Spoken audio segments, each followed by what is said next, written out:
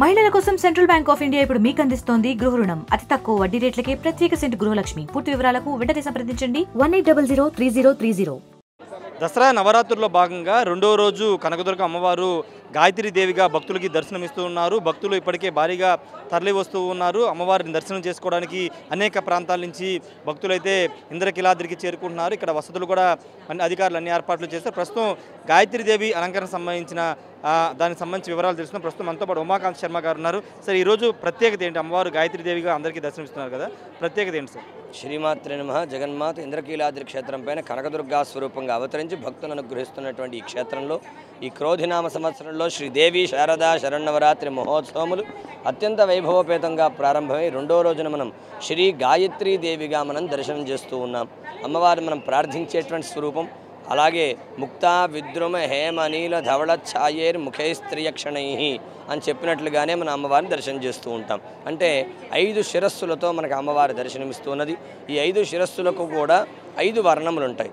ఆ వర్ణములు దేనికి సంకేతం అంటే భూమి, అగ్ని, ఆకాశము, వాయువు, జలము, ఈ పంచభూతములు ఏవైతే ఉన్నాయో ఆ పంచభూత వర్ణములు తన శిరస్సుకు ధరించి తానే ప్రకృతి స్వరూపంగా మనకి దర్శనమిస్తుంది ఆ జగన్మాత. 5 శిరస్సులు అలాగే 10 చేతులతో హంసవాహినిగా ఆ జగన్మాత మనకి దర్శనమిస్తున్నది. గాయత్రి అంటేనే గాయంతం త్రాయతే ఇది గాయత్రి అంటే ప్రాణశక్తి గాయత్రీ దేవి. అందుకోసమే త్రిసంధ్యల యందు కూడా మనం ఉపాసించే దేవతా స్వరూపం గాయత్రీదేవి. జీవుడు సుఖంగా జీవించాలంటే ప్రాణశక్తి కావాలి. కాబట్టి అలాంటి ప్రాణశక్తిని అనుగ్రహించే స్వరూపమే శ్రీ గాయత్రీదేవి. వేదమాత గాయత్రీదేవి, ప్రాణశక్తి గాయత్రీదేవి. మంత్రములలో కల్లా ఉత్తమమైన మంత్రం గాయత్రీ మంత్రం. న గాయత్ర్యా సమో మంత్రం అని చెప్పి పెద్దలు చెప్పారు. కాబట్టి గాయత్రి ఉపాసన ఎంతో యోగ్యమైంది, ఉత్కృష్టమైంది, గొప్పదైంది. అంటే ఈరోజు అమ్మవారికి దర్శనం చేసుకోవడం ద్వారా భక్తులకు ఎలాంటి లభిస్తుంది? చెప్పేది అది. ప్రతి జీవుడికి కూడా ప్రాణశక్తి చాలా ప్రధానమైనది. ఆ ప్రాణశక్తిని అనుగ్రహించే స్వరూపమే గాయత్రీదేవి.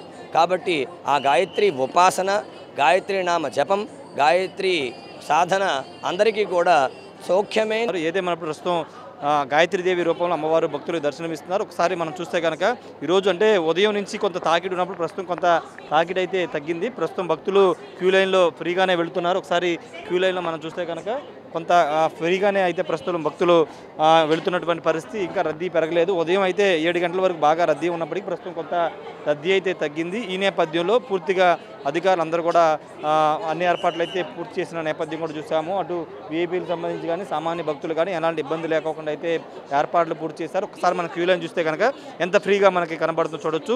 నిన్న మొదటి రోజు బాగా రద్దీగా ఉంది. ఈరోజు ఉదయం కూడా కొంత రద్దీగా ఉన్నప్పటికీ ప్రస్తుతం భక్తుల సంఖ్య తగ్గింది. అయితే ప్రతిరోజు దాదాపు 1,00,000 మంది వస్తారని అంచనా వేస్తున్నారు. దానికి అనుగుణంగా ఏర్పాట్లు కూడా చేస్తున్నటువంటి పరిస్థితి మనకి కనబడుతుంది. ప్రతి క్యూ లైన్ వద్ద 30 మీటర్లకు ఒక చోట వాటర్ బాటిల్స్, పాలు అందిస్తున్నారు. భక్తులకు ఎలాంటి ఇబ్బంది లేకోకుండా అన్ని సౌకర్యాల ఏర్పాట్లు అయితే చేసిన పరిస్థితి. ప్రస్తుతానికైతే అమ్మవారు గాయత్రీదేవి రూపంలో అమ్మవారు భక్తులకి దర్శనమిస్తున్న నేపథ్యం అయితే ఉంది. పూర్తిగా రెండో రోజు ఇంద్రకీలాద్రిపై అయితే భక్తులకు సంబంధించిన విషయంలో అధికారులు కానీ ఇక్కడ ఆలయ అధికారులు కానీ అన్ని ఏర్పాట్లు అయితే పూర్తి చేశారు. Camera person ప్రసాద్తో Rayesh RTV, Indrakeeladri నుండి. మరిన్ని వీడియోస్ కోసం ఛానల్ ని సబ్స్క్రైబ్ చేయండి. లేటెస్ట్ అప్డేట్స్ కోసం వాట్సాప్ ఛానల్ ని ఫాలో చేయండి. అండ్ లింక్ డిస్క్రిప్షన్ లో ఉంది.